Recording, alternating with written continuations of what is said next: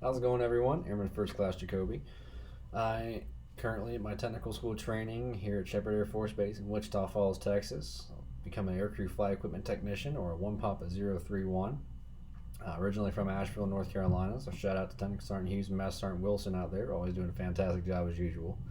I'm going to tell you a little bit about myself, a little bit of my process of enlisting, going through basic training, and continuing on to my tech school, getting to where I'm at now. So originally, I'm from Hendersonville, North Carolina, but I was born in the Philippines.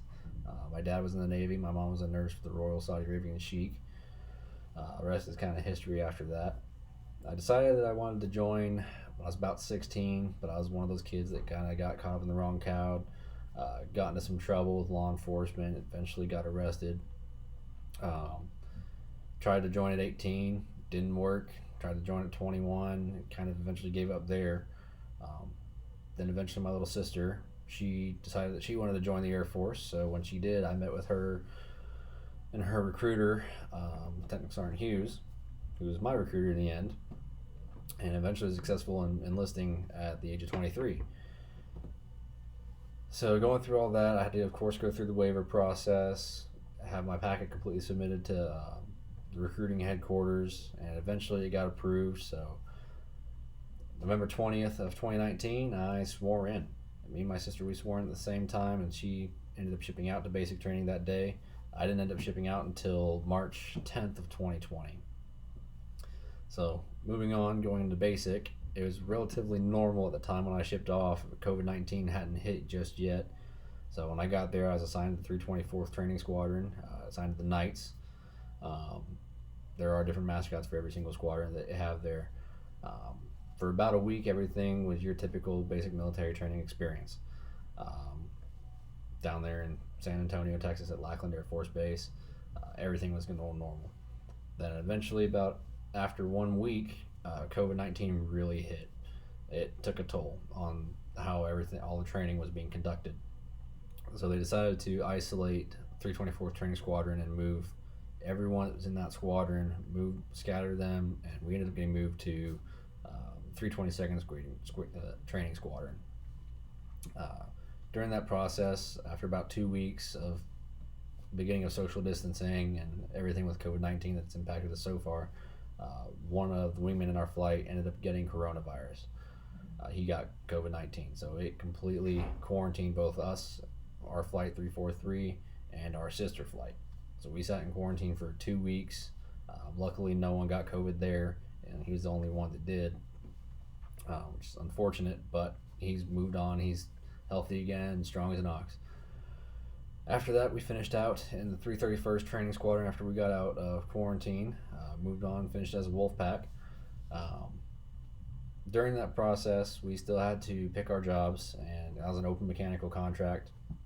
And you'll go on, and depending on what your aptitude is, whether it's mechanical, administrative, general, or electric, they'll give you a list of different jobs, and you'll be able to list which job you want, which shred you want. I know with jobs like aerospace propulsion, they have about 5 different shreds that you can pick from. So you'll get to list all of that. For myself, I was a EOD candidate flip, meaning I went in as open mechanical, listed explosive ordnance disposal as my number one pick, got the job, came to Shepherd Air Force Base for the preliminary course. After graduating on May 1st, got here, began the training, and due to the extreme physical regimen that's required for the job, I eventually got injured and had to quit out of the EOD candidate program. So from there, I got reclassed. I was put into aircrew flight equipment, which I ended up falling completely in love with. It's something my dad did when he was in the Navy.